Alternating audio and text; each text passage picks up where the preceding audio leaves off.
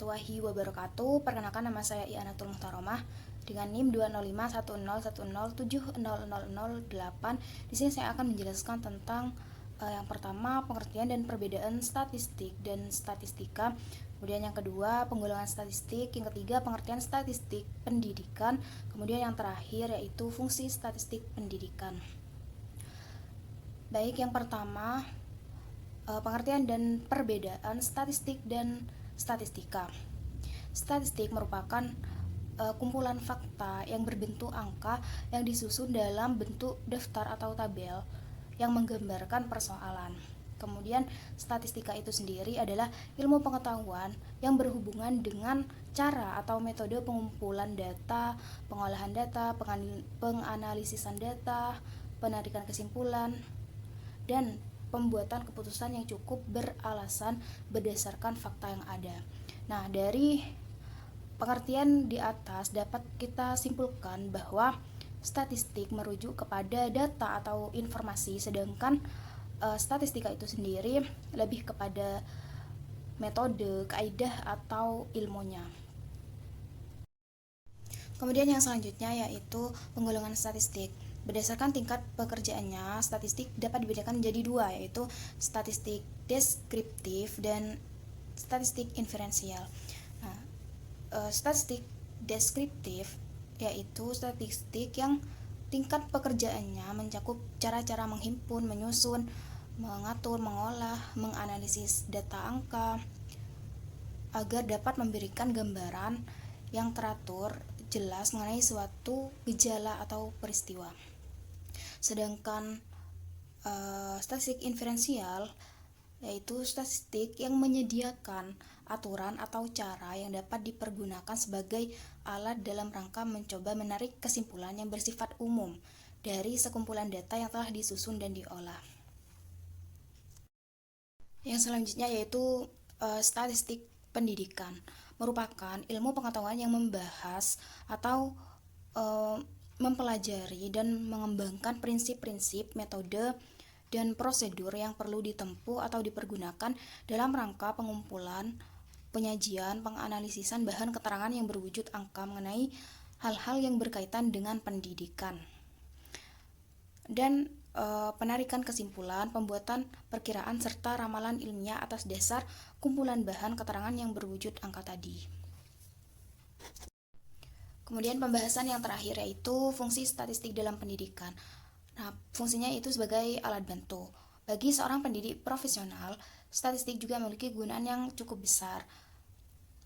Sebab dengan menggunakan statistik sebagai alat bantu, maka berlandaskan pada data eksak itu ia akan dapat yang pertama itu dapat memperoleh gambaran, baik gambaran secara khusus maupun gambaran secara umum tentang suatu gejala atau peristiwa. Yang kedua, mengikuti perkembangan atau pasang surut mengenai gejala atau peristiwa tersebut. Kemudian melakukan pengujian, mengetahui apakah gejala yang ada hubungannya dengan gejala yang lain. Kemudian menyusun laporan yang berupa data kuantitatif dengan teratur, ringkas, dan jelas. Dan juga dapat menarik kesimpulan. Selanjutnya yaitu pengertian data statistik. Pengertiannya yaitu kumpulan bahan keterangan yang berupa angka atau bilangan, di mana angka tadi itu menunjukkan keterangan mengenai kegiatan hidup tertentu. Tapi angka atau bilangan tadi itu harus memenuhi ciri-ciri dari suatu penelitian yang bersifat agresif. Maksud dari penelitian yang bersifat agresif itu seperti apa? Seperti ini. Yang satu yaitu penelitian boleh hanya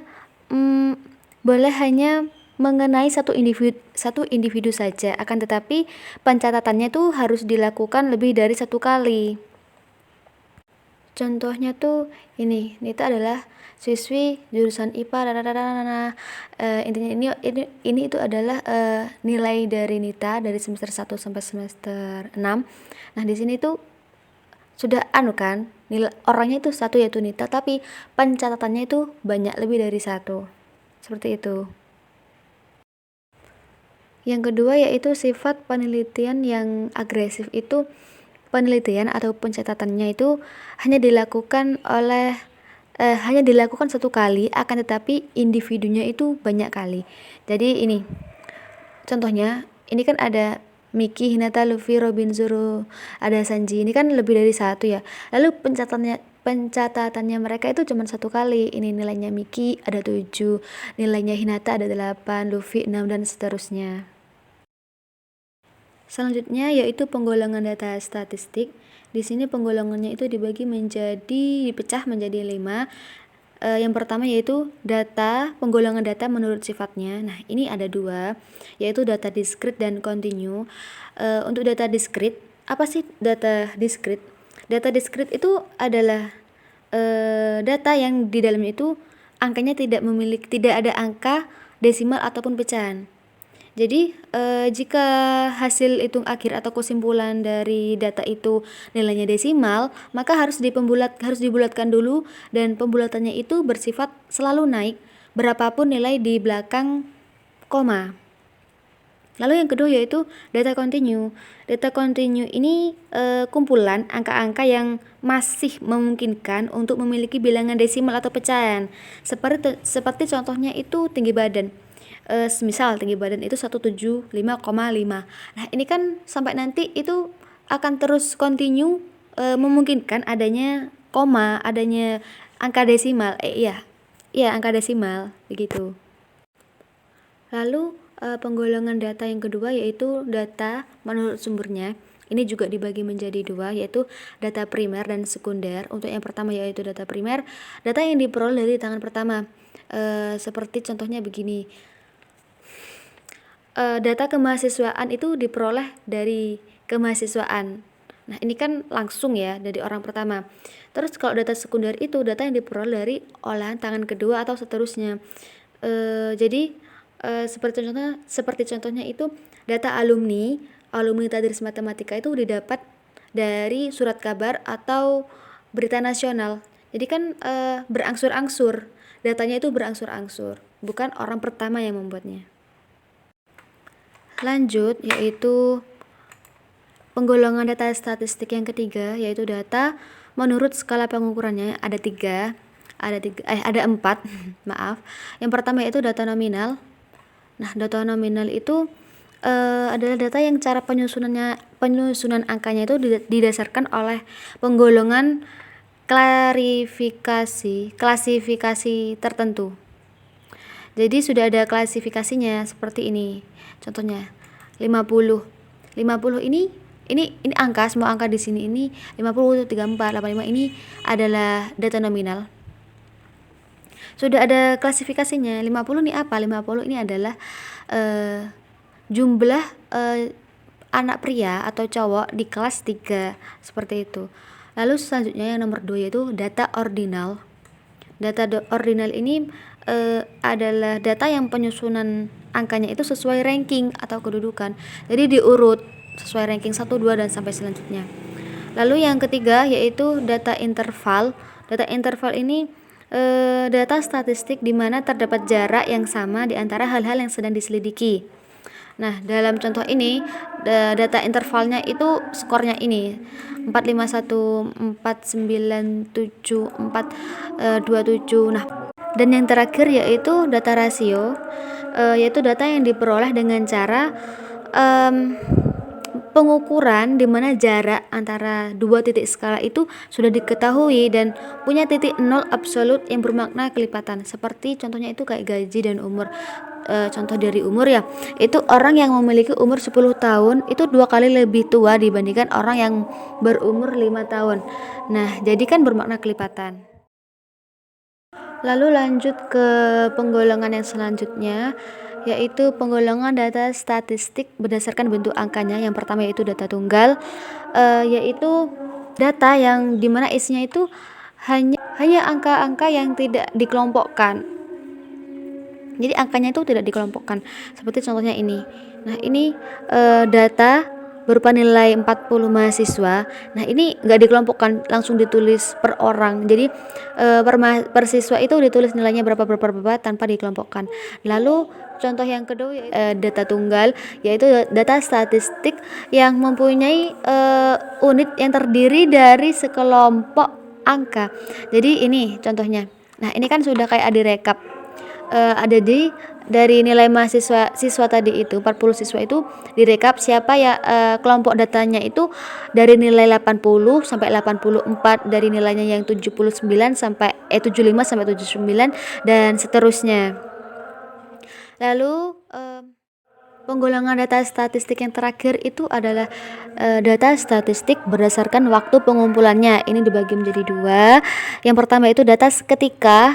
Jadi ini cuman data yang hanya bisa digunakan pada waktu itu saja, pada satu waktu. Contohnya yaitu jumlah siswa pada di kelas MTK 2 angkatan 2020. Nah, itu kan hanya datanya itu hanya bisa digunakan pada satu tahun itu saja, yaitu pada tahun 2020 sampai 2021. Lalu yang kedua yaitu data urutan waktu. Data yang memungkinkan digunakan pada keadaan satu dan berlanjut runtut untuk waktu selanjutnya. Contohnya yaitu data statistik jumlah mahasiswa di kelas matematika 2 mulai tahun ajaran 2020 sampai 2021 sampai dengan tahun ajaran 2025 sampai 2026. Cukup sekian dari saya. Selanjutnya akan disampaikan oleh Mbak Ninit. Terima kasih. Sifat data statistik. Yang pertama itu, data statistik memiliki nilai relatif atau nilai semu. Nilai relatif atau nilai semu itu nilai yang ditunjukkan oleh angka atau bilangan itu sendiri. Contohnya, nilai relatif dari bilangan 5 itu adalah bilangan 5 itu sendiri. Lalu, yang selanjutnya, data statistik memiliki nilai nyata atau nilai yang sebenarnya. Nilai nyata atau nilai sebenarnya itu daerah tertentu dalam suatu deretan angka yang diwakili oleh nilai relatif. Jadi, contohnya, ini nilai nyata dari angka 5 atau nilai relatif 5 itu daerah antara 5 dikurangi 0,5 sampai dengan 5 ditambah 0,5. Jadi nilai nyata dari angka 5 itu 4, daerah di antara 4,5 sampai 5,5. Selanjutnya, data statistik memiliki batas bawah relatif, batas atas relatif, batas bawah nyata, dan batas atas nyata. Contohnya kita memiliki bilangan 40 sampai 44. Bilangan 40 sampai 44 itu namanya nilai relatif. 40 dikurangi 0,5 sama dengan 39,5. 44 ditambah 0,5 itu sama dengan 44,5. 39,5 sampai 44,5 disebut nilai nyata. 40 ini namanya batas bawah relatif, 44 ini namanya batas atas relatif, 39,5 ini namanya batas bawah nyata, 44,5 itu namanya batas atas nyata. Jadi batas bawah nyata itu dikurangi 0,5. Sedangkan batas atas nyata itu ditambah 0,5 gitu. Jadi nilai nyatanya adalah 39,5 sampai 44,5. Terus, data statistik yang berbentuk data kelompok memiliki nilai tengah atau titik tengah. Nilai tengah dari deretan bilangan adalah bilangan yang terletak di tengah-tengah deretan bilangan tersebut. Contoh ya, data kelompok 50 sampai 54. 50 sampai 54 ini namanya data kelompok ya. Dapat dicari nilai tengahnya yaitu 50 ditambah 54 dibagi 2, itu 52. 52 itu disebut data tengah karena 52 itu terletak di tengah-tengah deretan bilangan 50, 51, 52, 53, 54. Terus, Data statistik sebagai data angka dalam perhitungannya tidak menggunakan pecahan, jadi tidak menggunakan pecahan, melainkan sistem desimal. Jadi jika ada data, itu pecahannya 1/2, itu harus diubah menjadi desimal yaitu 0,5. Selanjutnya, data statistik sebagai data angka dalam proses perhitungannya menggunakan sistem pembulatan angka tertentu. Walaupun yang terletak pembulatan angka yang terletak di belakang tanda desimal itu tidak selalu sama, namun pada dasarnya pembulatan dilakukan sampai dengan 3 buah angka di belakang tanda desimal. Jika setelah 3 angka di belakang tanda desimal itu ada bilangan yang besarnya 50 atau kurang dari 50, maka dianggap 0. Langsung contoh ya. 0,1134890 itu 92 itu dibulatkan setelah 3 angka setelah 3 angka di belakang tanda desimal itu kan ada bilangan 48. 48 itu kan kurang dari 50, maka dianggap 0. 0,1134892 itu dibulatkan menjadi 0,113. Jika ada bilangan setelah 3 angka di belakang desimal itu 51 atau lebih dari 51 dianggap 1. Contohnya angka 0,29151667 setelah 3 angka di belakang tanda desimal itu ada 51. 51 itu lebih dari 51, maka dianggap 1. Nah, jadi 0,2915167 dibulatkan menjadi 0,292. Teknik pengumpulan data. Ada angket, wawancara, observasi, dokumentasi, dan tes. Angket itu teknik pengumpulan data melalui pertanyaan yang diisi oleh responden itu sendiri. Sedangkan wawancara, proses memperoleh keterangan untuk tujuan penelitian dengan cara tanya jawab sambil bertatap muka antara pewawancara dengan responden. Terus ada observasi. Masyal dalam Sugiono 2008 menyatakan bahwa melalui observasi peneliti belajar tentang perilaku dan makna dari perilaku tersebut. Atau mengamati observasi ya. Terus ada dokumentasi. Teknik pengumpulan data yang tidak langsung ditujukan pada subjek penelitian namun melalui dokumen. Dokumentasi yang dapat digunakan itu dapat berupa buku harian, surat pribadi, laporan, notulen rapat, catatan kasus, dan lain sebagainya. Terus ada tes. Nah, tes itu himpunan pertanyaan yang harus dijawab atau pertanyaan yang harus dipilih dengan tujuan untuk mengukur aspek perilaku tertentu dalam subjek yang dikenakan tes. Itu biasanya bentuknya berupa pilihan ganda, isi, menjodohkan. Instrumen pengumpulan data.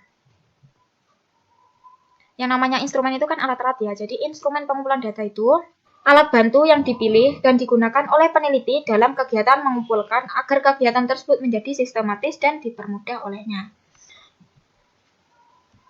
Ada daftar cek. Itu alat rekam observasi yang memuat sebuah daftar pernyataan tentang aspek-aspek yang mungkin terdapat dalam sebuah situasi, tingkah laku, dan kegiatan yang dilakukan oleh individu atau kelompok.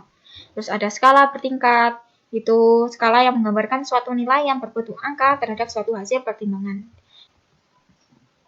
Pedoman wawancara, panduan dalam melakukan kegiatan wawancara yang terstruktur dan telah ditetapkan oleh pewawancara dalam mengumpulkan data-data. Ada kuesioner. Kuesioner itu daftar pertanyaan yang setiap pertanyaannya sudah disediakan jawaban untuk dipilih atau disediakan tempat untuk mengisi jawabannya. Langsung ke contohnya aja, daftar cek. Ini contohnya daftar cek. Ini daftar cek masalah. Jadi di sini ada keterangannya STS itu apa, TS itu apa, S apa, SS itu apa, ASS itu apa. Jadi nanti responden itu mengisi dengan mencentangi sesuai dengan pernyataan yang dimiliki oleh responden. Selanjutnya ada skala bertingkat. Di sini ada keterangannya. Tapi berupa angka atau skala, jadi ada 5, 1, 2, 3, 4, 5, ini keterangan masing-masing. 1 ini sangat tidak baik, 2 kurang baik, 3 cukup baik, 4 baik, 5 sangat baik. Jadi nanti ini ada pernyataannya, di sini ada interview jawabannya. Terus Ada pedoman wawancara. Jadi di pedoman wawancara ini jadi terstruktur. Ini ada pelaksanaan jam kesmas ya. Bagaimana pelaksanaan program dari mulai pertama sampai terakhir, jadi terstruktur. Terus ada kuesioner. Ya, jadi dalam kuesioner itu responden mengisi atau subjeknya mengisi identitas, lalu pertanyaannya ini harus menjawab pertanyaan. Ini berupa pilihan ganda ya.